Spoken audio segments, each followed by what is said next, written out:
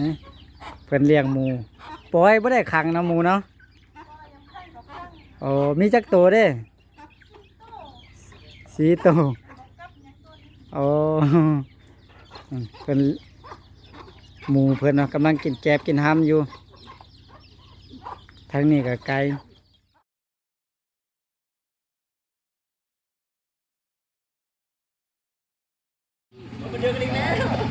สบายดีพ่อแม่พี่น้องเนาะยินดีต้อนรับทุกท่านบ่ว่าจะอยู่ในประเทศต่างประเทศเนาะบาวลีก็ขอต้อนรับ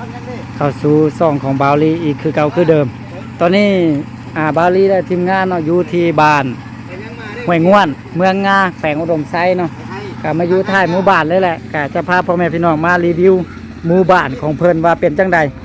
หมู่บ้านเพิ่นนี่คักพ่อแม่พี่น้องลงมาทางนี้เนาะแค่หมู่บ้านนั่นน่ะมันจะมีน้ำห้วยเนาะแบบนี้เอาไว้ใส่เนาะไว้อาบน้ำอาบในอย่างกับว่ากันไปเนาะแน่โอ้คักพ่อแม่พี่น้องน้ำห้วยนะแน่ประชาชนกันนี่แหละแน่เห็นเพื่อนอาบน้ำอยู่หันเนาะนี่จะมีเสียงจักเพื่อนกำลังสีเข่าเนาะบ้านเฮือนของเพื่อนก็จะเป็นลักษณะประมาณนี้เนาะ เดี๋ยวจะพาพ่อแม่พี่น้องรับส้มไปพร้อมๆกันเลยเนาะว่าเพื่อนซานบ้านซองของเพื่อนนั่นเป็นจังใดเนาะตะกี้เขาก็ได้แจกยายขนมให้กับเด็กน้อยเป็นที่เรียบร้อยแล้วก็อิ่มกันทั่วถึงกันเนาะ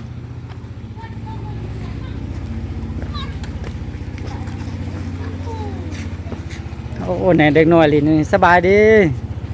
เป็นปะสบายดีสบายแบบนี้สบายดีนบเร็วโดย เข่าเฮียนปะเข่าปอยังปอซองแล้วเขียนชื่อตัวเองเป็นปะเขียนเบิ้งซื้อยังเจ้าเขียนเบิ้งเอาพอทุ่งโอเค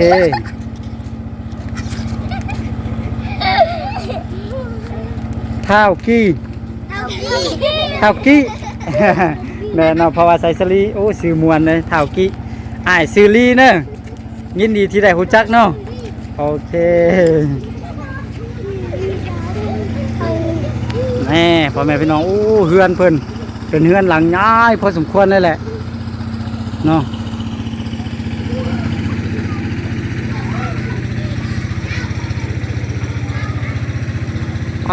เบิ่งฟืนเพิ่นเนาะเต็มตารางเลยพ่อแม่พี่น้องเอ้ยคุณทางนี้กะมีเฮือนโอ้เป็นเฮือนใหญ่พ่อแม่พี่น้องเฮือนเพิ่นเนาะเป็นเฮือนห่างเฮือนไม้สูงแล้วก็ใหญ่พอสมควรเลยน่าจะเป็นครอบครัวใหญ่ที่อยู่น้ำกัน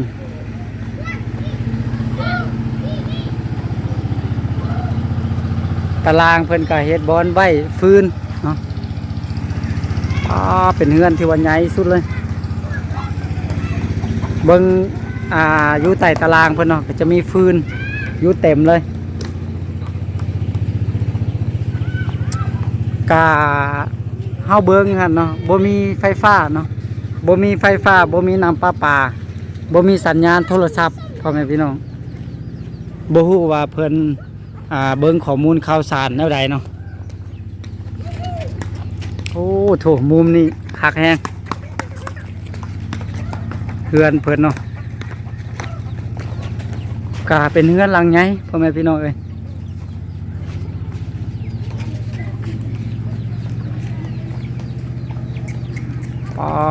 เฮือนหลังใดเนาะแล้วก็สังเกตเบิ่งหน้าบ้านเนาะสะอาดสะอาดบ่มีหญ้าบ่มีขี้เหงื่อเนาะ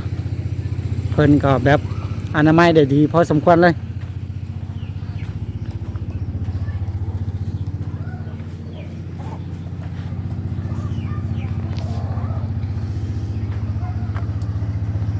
เฮือนเพิ่นตัวเฮือนใหญ่จะประมาณนี้แล้วก็แยกออกมาเป็นเฮือนครัวแล้วก็บ่อนนั่งเล่นเนาะจะมีอยู่หลายห้องพอสมควรเลยแหละโอเคพ่อแม่พี่น้องเดี๋ยวเขาย่างไปเบิงหลายหม่องหลายทีเนาะเฮือนหลังใดนี่ง่ายอีหลี อันนี้น่าจะเป็นโอ้เบิ่งไม้เบิ่งหยังเนาะนี่เพิ่นเฮ็ดโอ้โถเป็นบอนเพิ่นติดป้ายเนื้อที่ของบ้านแน่เนาะเดี๋ยวเบาลีจะอ่านแบบคร่าวๆเนาะแผนวาดการคุ้มครองน้ำใส้ที่ดิน และป่าไม้บ้านห้วยง่วนปี 2008ผมพี่น้องเคสนี่ก็คือเป็นเนื้อที่ของบ้านของเพิ่น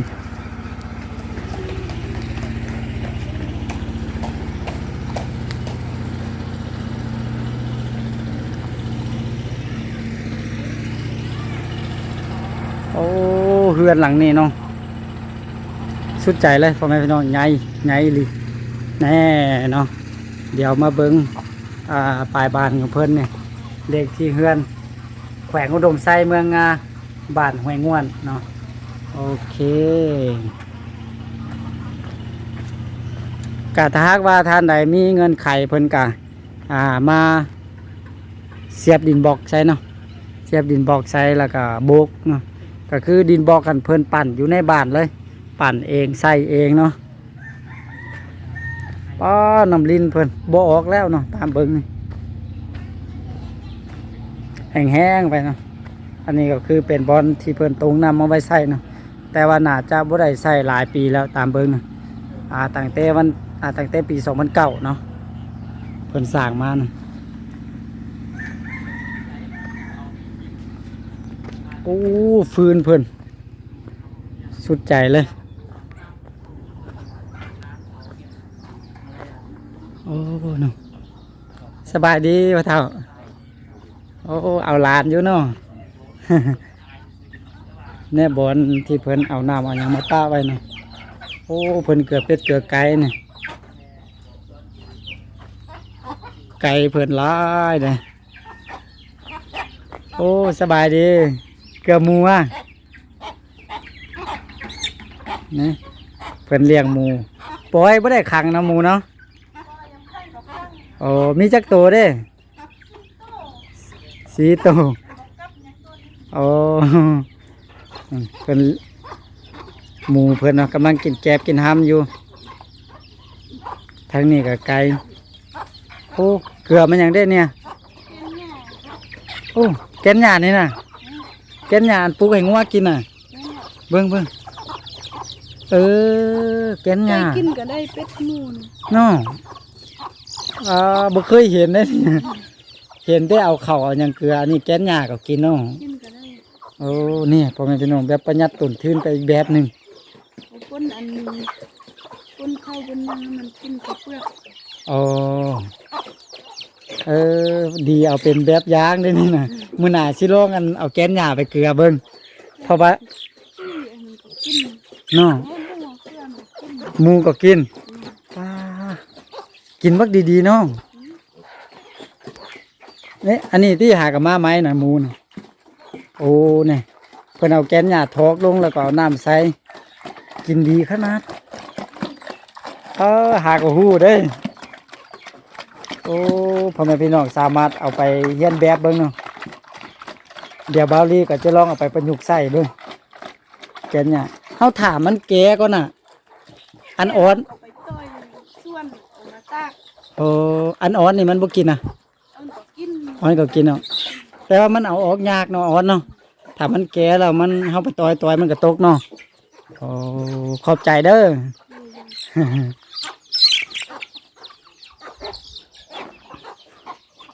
เลี้ยงแบบประหยัดต้นทุนพ่อแม่พี่น้องแบบนำใส่สิ่งแวดล้อมให้เป็นประโยชน์นะป้ามุมนี้พ่อแม่พี่น้องบ้านเนาะคักขนาดเลยโอ้ไม่เห็นผู้น้อยกินข้าวบ่ว่ากินข้าวแบบนี้แหละกินข้าวล่ากินข้าวล่าโซอันนี้ก็กินน้ำล่านี่กินกินเบิ่งแซ่บบ่กินเบิ่งแซ่บบ่งับไปเฮ็ดเวียกอยู่ไสเด้หน้าพุ่งไปเฮ็ดหน้าเอาลูกขนมขอบใจเอาของบาวลี่นึงเอาอันนี้ขนมไข่เอาคุณหน่อยกินขนมไข่ กี้ อ่าเด้อๆกินขนมละล่ากินข้าวละล่าได้กินกับข้าวเด้อ เด้อ ขอบใจ โอ้บุญเฒ่าเพิ่นเฮ็ดหยังสบายเดีโอ้กำลังตากเปลือกไม้เนาะ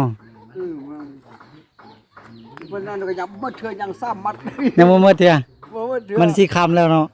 พักครับแล้วก็บ่ค้ำแต่ว่ามันเมื่อย เมื่อย พักผ่อนก่อนเนาะ พักผ่อนอยู่ผู้อื่นก็ลอกต่อ อ๋อเดี๋ยวเพิ่นลอกเปลือกสาหั่น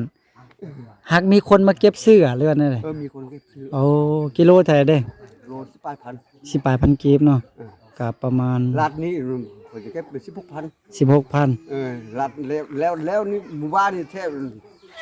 อันน่ะโลนึง15,000 โอ้โดยนึงก็ประมาณ20บาท อืม อืมขอบใจเด้อพ่อนะ เจ้า โดย นี่พวกเนี่ยเป็นยังไงเลย โอ้อันนี้เฮือนเพิ่นน่ะโอ้สบายดีแม่นี่เฮือนเพิ่นอ๋อเฮือนเพิ่นเนาะ แม่นแหละ อืมเอาให้แม่อยู่นํกันบ่มีลูกมีหยังอะ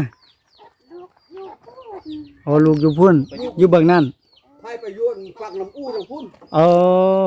อยุ่นลงเขาบางอ่ะ อยู่แค่โรงพยาบาล อ๋อบ่ไปอยู่น้ำลูกเด้ บ่ไปมันบ่ ไป เค แล้ว ย ไปอยู่ ไปแล้วบ่เคย บ่เคยกลับคืนมาแม่นพอเท่านี้ซิกออกมามาอยู่นำแก โอ้ เฮ็ดบวชนี่ โดย บวชซีเพราะหนีรักอกหักเพราะรักซี ไปเถอะมันเกินแล้วอยู่น้ำกันโดนละ เออ โดนแล้ว อยู่ปีแล้วนี้ ปีแล้วนี่อ๋อแล้วบ่เฒ่าอันบ่มีลูกมีหยังอะ เป็นแม่ นี่ มี ยังเกิดลูก3คนผู้หนึงก็2คนเอาอันผัวเอาเมียอยู่แค่อยู่เมืองลำบากเด้อ อ๋อโดย ผู้หนึงเอา เอาลูกเอาเต้าพายไปอยู่อันน่ะไปเฮ็ดมะกล้วยจีนอยู่อันก็ไปเจ้นบุญ อ๋อ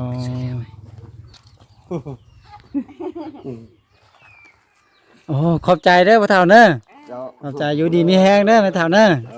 อ๋อลูกเพิ่นไปสร้างครอบครัวอยู่ต่างแขวงก็เลยว่า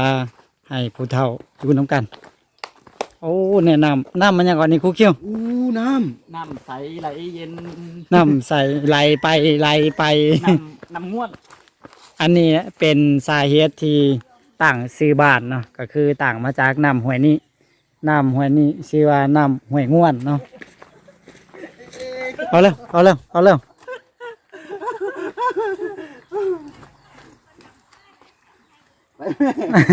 เอาขามน้ำห้วยง่วน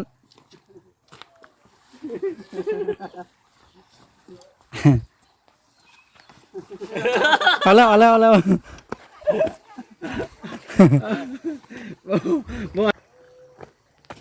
หลังจากข้ามน้ำห้วย อันนี้มาเนาะอยู่แคมน้ำห้วยจะมีสวนเนาะนี่สวนเพิ่นปลูกผักปลูกมีเอาไว้กินแต่ละมื้อนะโอ้งามพ่อแม่พี่น้องสวนเพิ่นน่ะใส่กระแจย่างดีนี่โอ้คักขนาดนี่ผักเพิ่นปลูกนี่โอ้ผักสลัดงามสุดเลยผักบงนี่โอ้โถครบสุดเนาะส่วนมักทั่วต้นมักทั่วก็บักงามๆนี่ปลากำลังเป็นดอกนี่งามแฮง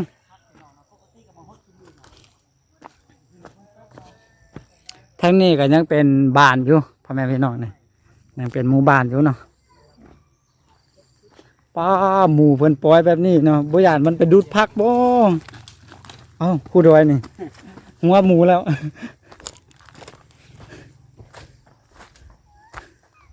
เบิ่งเพิ่นมาเก็บผักเพิ่นไปกินสบายดีโอ้งามเนาะผักอยู่นี่เนาะได้ใส่ปุ๋ยใส่หยังบ่ได้ใส่กะโอ้บ่งามในผักบงน่ะเพิ่นปลูกพุ่นตอนนี้เพิ่นกำลังเก็บผักกาดอยู่มักถั่วในความเขียว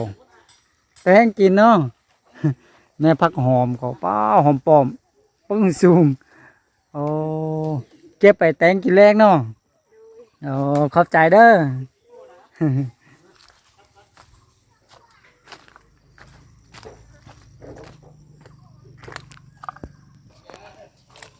กะโอเคพ่อแม่พี่น้องหมู่บ้านนี้ก็เป็น สนเผาขมุเนาะที่เขาเข้ามารีวิวให้พ่อแม่พี่น้องได้เบิ่งนํกันก็เห็นถึงความขยันของชาวบ้านชาวซองโอ้สมควรพ่อแม่พี่น้องเฮือนหลังใดก็ใหญ่เนาะถึงว่าบ่มีไฟฟ้าน้ำประปาแต่ว่าเพิ่นก็อาศัยอยู่แบบมีความสุขเนาะใช้ชีวิตติดกับธรรมชาติปลูกผักปลูกมีไว้กินเองแล้วก็เลี้ยงสัตว์เลี้ยงสิ่งเนาะเฮ็ดไร่เฮ็ดนาตามสภาพของที่เพิ่นอยู่เนาะก็นี่แหละส่วนผักส่วนมีเพิ่นเต็มอยู่แคมป์น้ำบ้านนี้นี่มันมีข้อดีก็คือมันอยู่แคมป์น้ำเนาะน้ำแบบนี้เลยนี่การใส่น้ำใส่ในก็ถือว่าสะดวกสบายตักมาหดผักหดสวนน่ะได้แบบโอเคเลยพ่อแม่พี่น้องเนาะก็โอเคสำหรับคลิปนี้บาวลีก็เอามาฝากมาตอนให้พ่อแม่พี่น้องได้รับชมร่วมกันเนาะขอให้ทุกท่านที่เข้ามาติดตามรับชมคลิปนี้จงอยู่ดีมีแห้งอยู่ดีมีสุขร่ำรวยสุขภาพร่ำรวยเงินทองเนาะนอนรับกะขอได้เงินหมื่นนอนตื่นขอได้เงินแสนแบนมือกะขอได้เงินล้านเนาะสาธุโอเคพ่อแม่พี่น้องสำหรับคลิปนี้บาวลีกับทีมงานขอตัวลาไปก่อนเนาะแล้วพบกันไหมในคลิปต่อไปส่วนว่าจะเป็นคลิปใดและอยุ่ใส่ก็อย่าลืมให้กำลังใจกันคือเก่าคือเดิมสำหรับคลิปนี้ขอตัวลาไปก่อนเนาะแล้วพบกันไหมสบายดี